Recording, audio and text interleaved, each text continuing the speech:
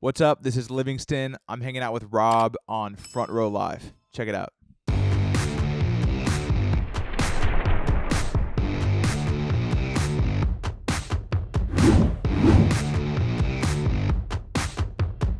What's up, guys? Rob here, Front Row Live Entertainment, and I'm finally hanging out with Livingston. I became a fan of yours when Super Kid dropped. No way. And since then, I've been wanting to sit down with you to talk to you because, first of all, your voice is the first thing that really I fell for. Thank you. From the moment that I heard Super Kid, and I was just like, how the heck does this guy have so many different characters in that one voice? I feel like that's what I get to experience when I listen to your music. So I kind of want to talk about that first. Like, what was that process of you kind of learning your sound, your voice, and kind of being able to learn how to control it and the way that you do today? Because I feel like from Super Kid to now, you've evolved so much. It means so much to me that you've been listening since then, because I think you've gotten to see this evolution of, I guess it's been like 5-6 years since I wrote that song. Wow. And 3-4 since it's come out, been because they sit out, on a yeah. hard drive for a while. Wow. But you mentioned so many different versions of my voice and so Yeah. many different voices in one, and honestly, it's because I'm inspired by so much music. I'm unashamed to kind of just be a synthesizer of all the things that I love. I think that there's so many artists that I wouldn't be here without, and there's so many songs, not even old classic songs that most people would consider the greatest of all time, but new music, weird music, some music that people might find corny and strange, that I was raised on, that deeply impacted my life.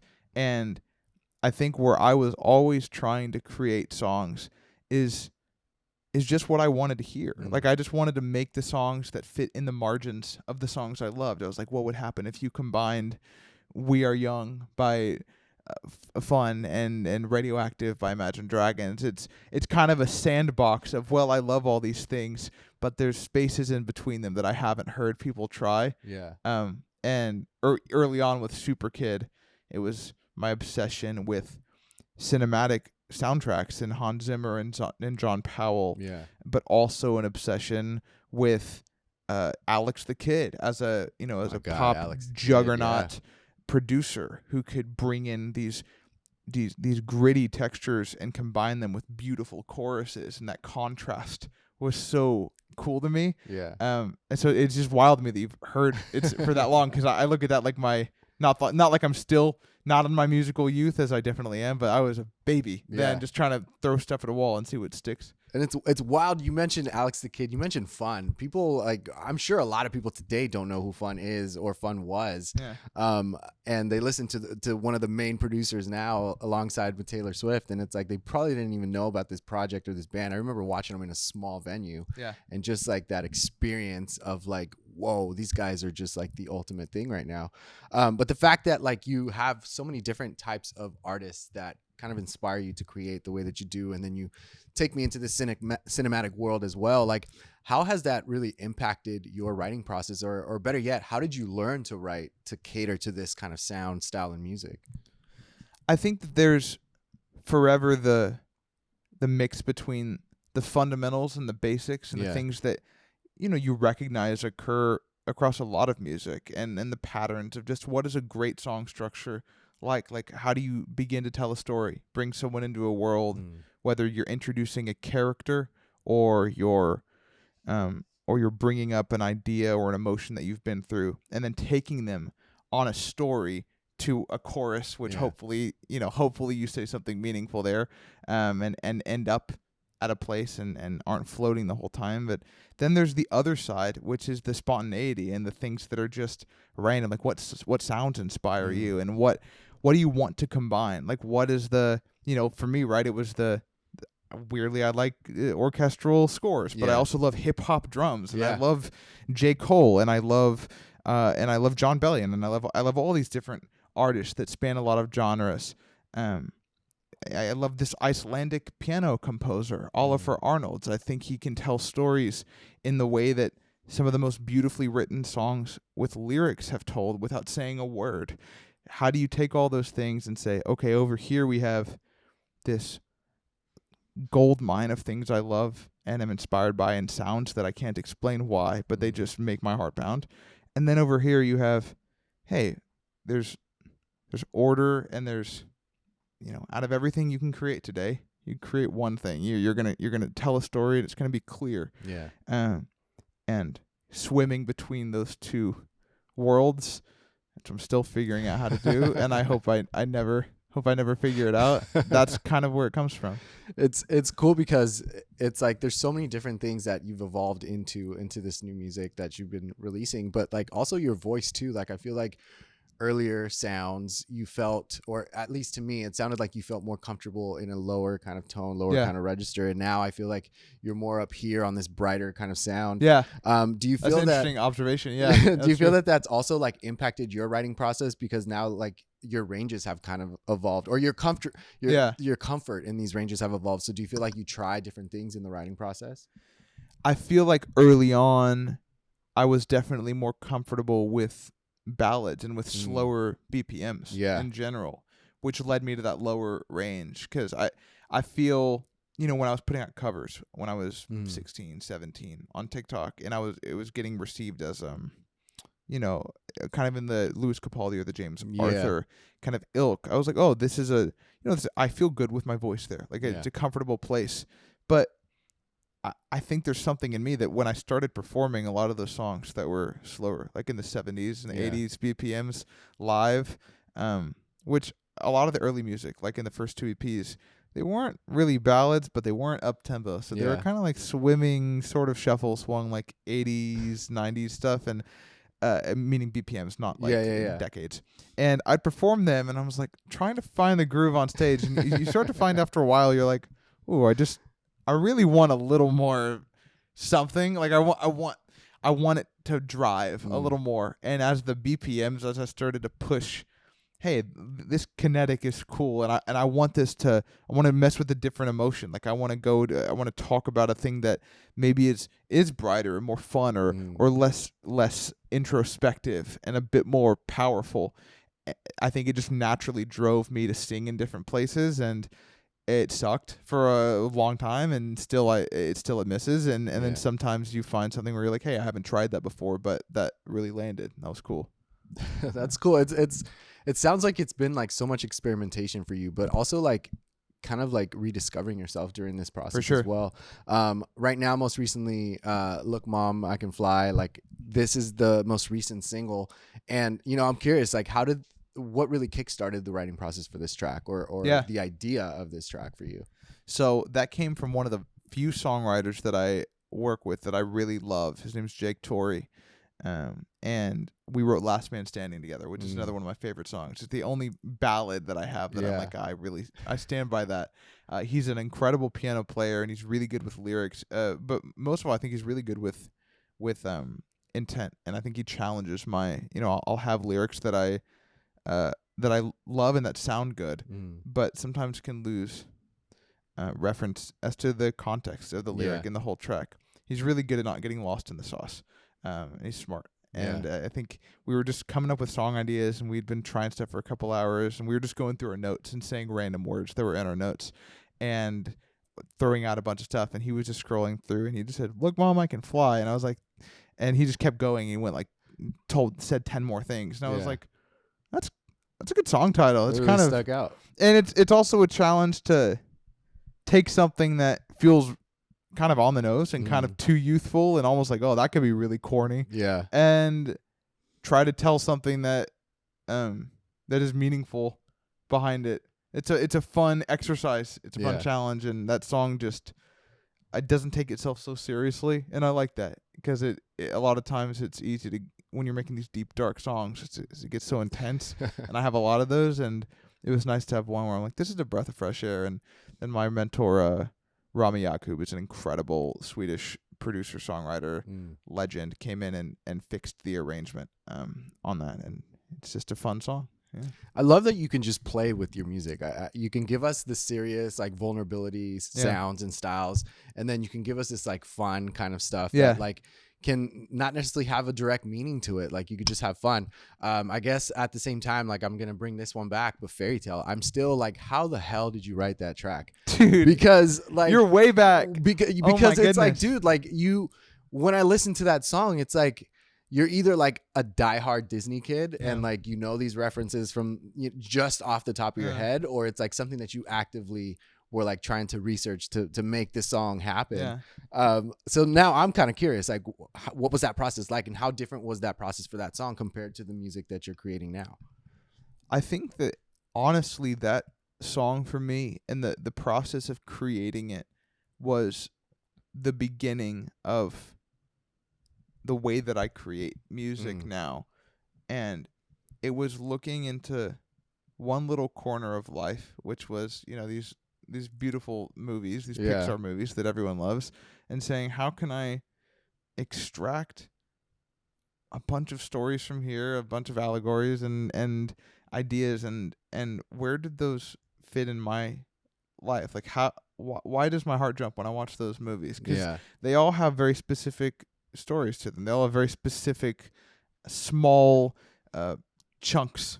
You know, a chunk of an idea that you take away. Like Soul recently is an amazing, you know, Pixar movie that has in a way it's kind of like that movie Everything Everywhere All at Once, where it's a lot of chaos and a lot of big ideas, but then you walk away from the movie with this one thing where you're like, I feel like that can fit in my life.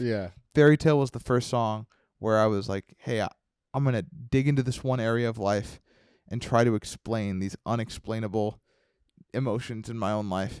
And what it did is it showed me that when you pick stories that other people relate to and do have connection to, you can explain some really difficult, really confusing things.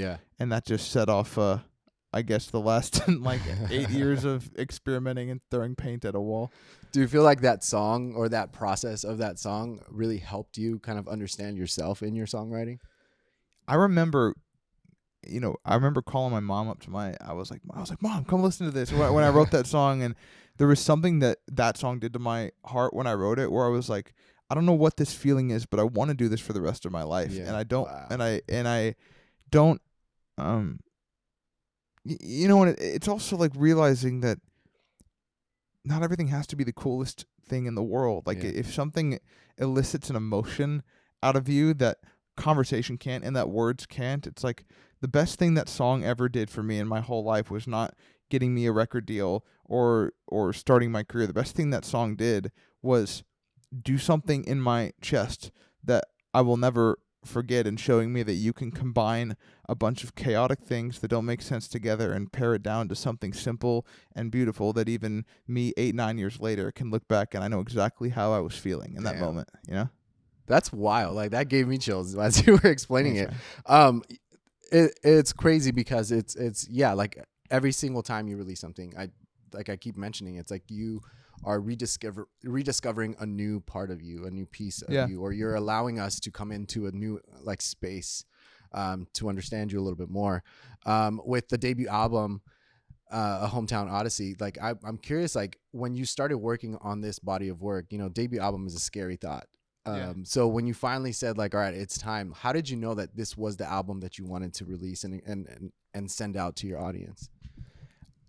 I feel like I'm really lucky when it comes to A Hometown Odyssey, because a lot of times in the past, the situation you're in as an artist is, you know, you start getting some traction or you're playing shows, and then you have a couple singles that maybe are made by the right producer or just have the right ring to them, and then you get the deal, and then it's like, okay, go make your first album.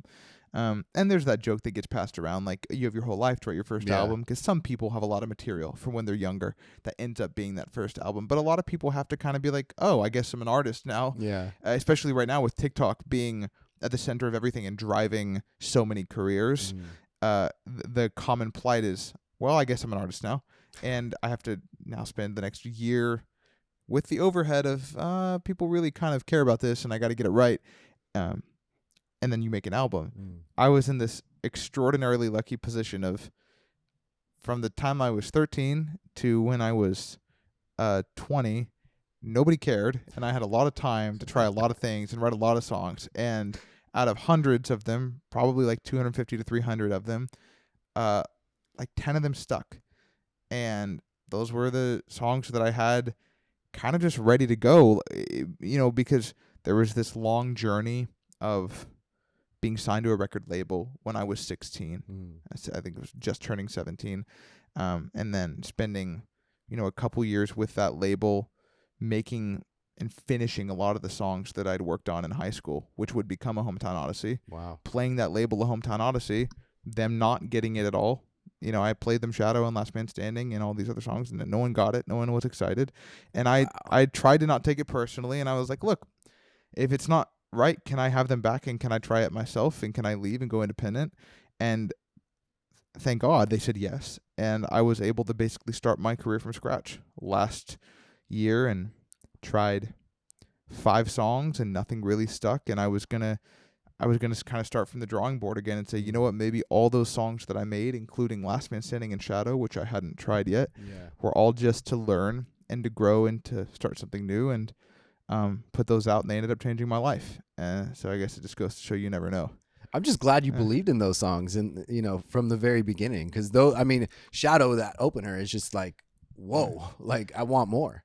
Ironically, I was going to throw it away because I thought that it was too juvenile, and I was like compared to, because I was you're always excited about what you're working on right now. Like you get that, where you're like, all the time. That's a beautiful thing, because it means there's agency. Like there's hey, I have a direction, and I'm getting better, and I'm improving. But you do sometimes forget things you make might not have an effect on you anymore, but they might still have an effect on somebody else. I'm glad you thought of us during this process. It's a strange thing. My roommates actually sat me down before I went home for Thanksgiving last year, and I was going to throw a Hometown Odyssey away. It wasn't going to come out.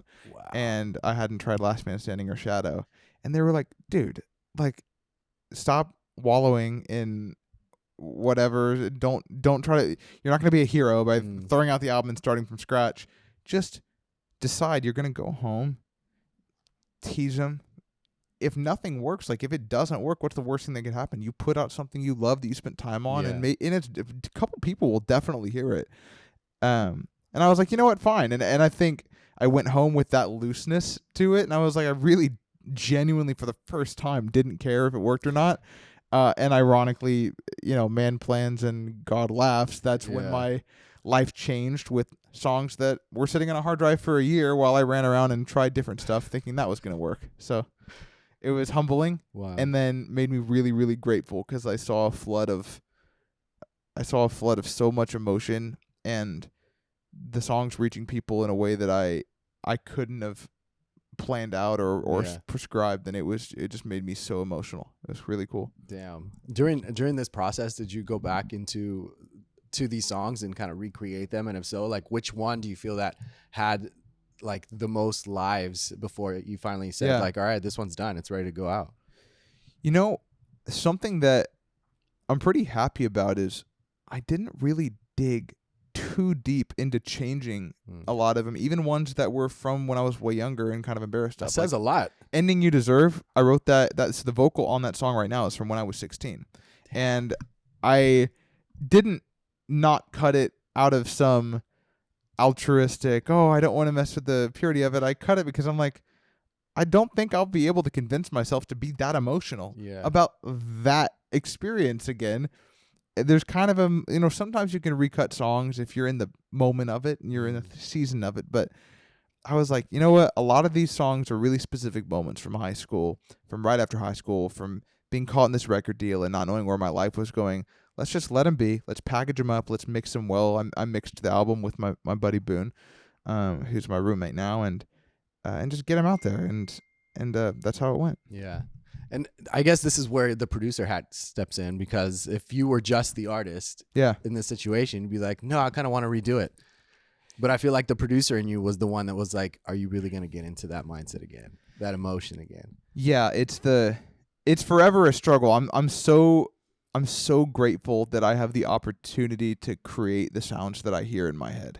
I feel like I'd feel at a loss if I was having to wait for other people to send bounces, because it is a bit of, it's like visual environments and strange, weird things in life that I want to synthesize into sound, and you can't really like explain that. You just got to kind of do it. And there's not any technical, people are always, and I'm guilty of this too, being very obsessed with the tools of how you create and what synthesizer should I use or what mic should I get or whatever it is. And don't get me wrong, like I'm obsessed with that stuff. But every time I've actually made something that I'm proud of, it was kind of just banging pots and pans together in a straight. It was like I don't know. I just like this just feels right, and using this weird plugin that's not meant to be used on that it is very emotional, or like that shouldn't be good on a vocal, but it's really good in a vocal. And I think we're always trying to crack the code, and I'm always trying to crack the code on how to get the songs to be everything they need to be. But whenever they end up really happening and making something beautiful, it's always kind of a flurry of, I don't know what just happened. We just tried a bunch of stuff and some of it stuck. Yeah, that's cool. That's cool. During this process, which one do you feel like was, or better yet, like creating the sonics for these songs? Like, did you have that one moment where you just kind of created something from scratch that like wasn't necessarily an instrument, so to speak? Yeah. Oh, I'm trying to think which one. Halflife was really fun for me because that was one of the last songs that I wrote for this album, and I was trying to capture the feeling of like I Can't Stop by Flux Pavilion, which is like an old EDM track that I was obsessed with as a kid, and it just had this big old growl, like overtoned sub bass that would be really aggressive to put in a pop song. But I have this mini moog over here, and I was like, what if the chorus was nothing but a vocal and a mini moog? That's weird, and it would probably be hard to make it sound good. But now that's one of my, I think that's probably my favorite song on Aho, because it has that really specific kind of chemical feeling texture to it. It feels like a reaction in a lab, and that's what a lot of the lyrics are synergistic with that. So that was another one of like, let's experiment. Maybe this will fail, and maybe it won't. Yeah. There's been a lot of that. There's been a lot of experimentation throughout your career. That's what it really feels like. You just a couple days ago, or actually yesterday, you just teased something on social media, and like I just like the fans, I got excited for it. So can we talk a little bit about this? Like, what is this track, and what are your plans with it? Which one? I teased a couple. You teased one last night. Was it Brainstorm? Yes, it was Brainstorm. Oh my goodness! So we wrote that. Me and Rami wrote that right before the tour in May. And I was like, I just want a big, dark, aggressive power anthem. And I just want something that the beat can just shake a room. And it's not slow, and it's not trotting like a lot of anthems are, but it just really moves. And we found this drum pattern that was wild. And we had the idea, I had that lyric for months. I was like, how am I supposed to love when I'm stuck inside of my brainstorm? And I was like, this just captures in a very visual way, like, oh, I want to do beautiful things, and I want to be good for the people in my life, and I want to make these dreams come true, but I literally can't get out of this circular loop in my head. It's just like a gerbil on a wheel that I'm just like, I can't control it. And capturing that in a song it was really funny because it was a very frustrating song to finish because we couldn't get the chorus right. I remember we had the seed of the chorus, just the nugget of it, and the melody wasn't right at all. And I remember I just took a hike, and I just sang it over and over. I was like, what is wrong with this thing? Almost like playing out the song and the emotion of it, and that frustration in finding the chorus. And came back, and I cracked the code on it that night. And we just got so excited about it. So we just took it on tour with us, and we were actually playing that song unreleased for months on the last tour. Nice. And it's going to be coming out soon. That's exciting. And you're getting ready for part 2 of this tour. That, what was it like for you when you announced that debut tour and the whole thing just sold out?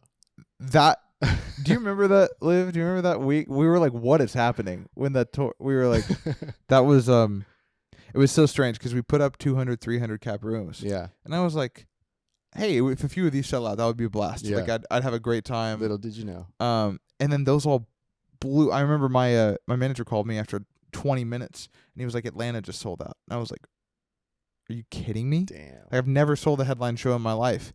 And I think from that moment, it really it changed my whole life because it showed me the power of people in music. It's like, this isn't about algorithms or virality or about cracking a code or it's about creating things that are profoundly meaningful to you, trying to tell a story to people in a way that is clear and where they can understand it. Yeah. And then they go to bat for you. And when I saw those people show up, and I saw, having never toured before, not as an opener, I did some as an opener last year, but seeing 35 back-to-back or whatever it was, sold out shows from people in the US and all over Europe, it just changed my life, because putting faces to what has been otherwise just a completely digital rat race for me, and I'm like, oh my gosh, you're all human this is beings, real. you're changing my life, and who this music really affects.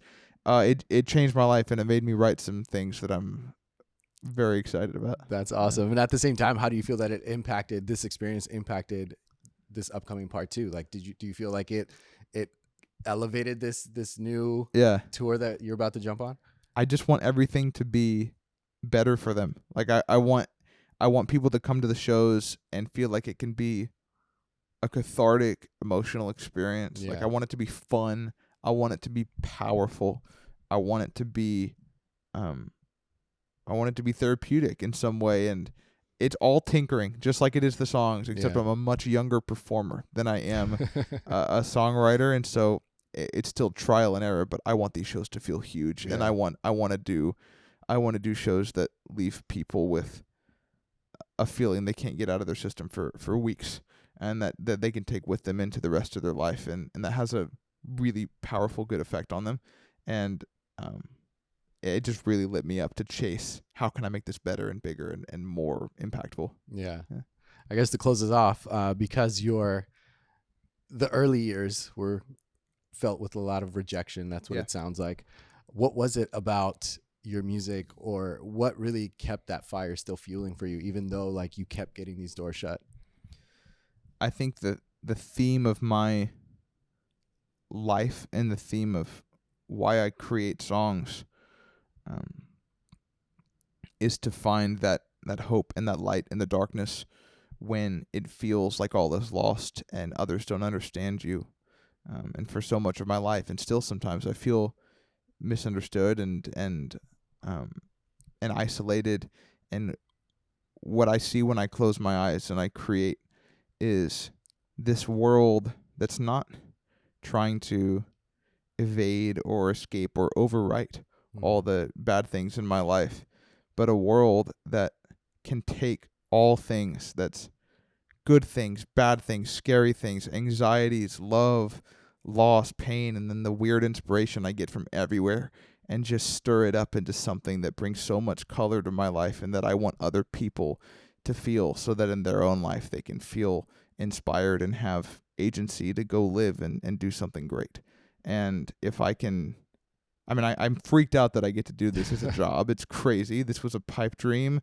I was a back of the class high schooler. I was 340 pounds, and I had bad grades, and I was weird. Like, this wasn't supposed to pan out. And the fact that I get to do this is it's all that I couldn't have even dared to dream. And so now that we're doing it, it's just like, I want to take it to the teeth, and I want to do better, brighter, more fun things, and try to give people something that they can put into their own life in a meaningful way. Yeah. Dang. Well, keep doing it. I've been a fan since early. Thank you so much. And I'm still here, parked on that Spotify, waiting for more. Super kid, man. That's a day one badge. That is definitely a day one. So thank you for creating. Thank you for believing in us, but also yourself. Of course. I feel like that's the hardest part when you're trying to create and become something in this industry. But Livingston, thank you so much for hanging out with me. You guys be sure to check out Livingston. New single is out now and currently getting ready to go on tour. So be sure to catch him on part 2 I'll see you there. Of the Home Odyssey tour. And thanks for watching on Front Row Live.